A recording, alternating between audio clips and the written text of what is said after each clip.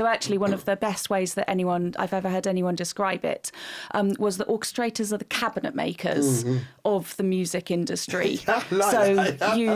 You are hired to create a cabinet, and usually someone will come and say, I would like a black cabinet to fit in this corner here.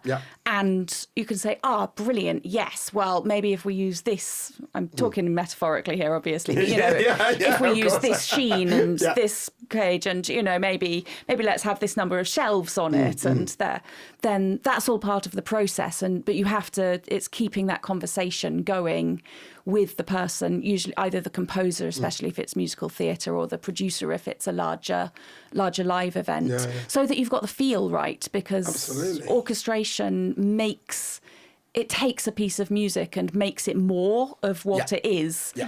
So everyone has to agree on what that music is, because the last thing you want to do is rock up at your band calls with this absolutely amazing thing that you think you've created, and everyone sits there and goes, no, that was not the style that we had in mind. So it's all about keeping that dialogue open and that conversation going, which in a perfect world is very easy to do because you have lots and lots of time.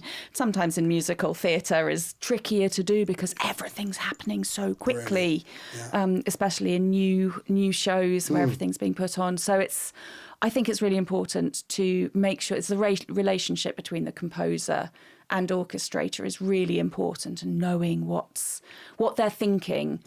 So that you can realise that, because you're realising their music and their wishes, and hopefully bringing something that they hadn't thought of. It's like talking about the actors when we create the show. You want someone who embodies what you saw, but maybe brings something that you hadn't imagined to it as well. But if you're creating your cabinet and they've asked for a black cabinet that fits in that corner, you cannot create them an absolutely massive 3-piece suite that doesn't fit in the wrong colour. That's not your job. That's not what you're hired to do.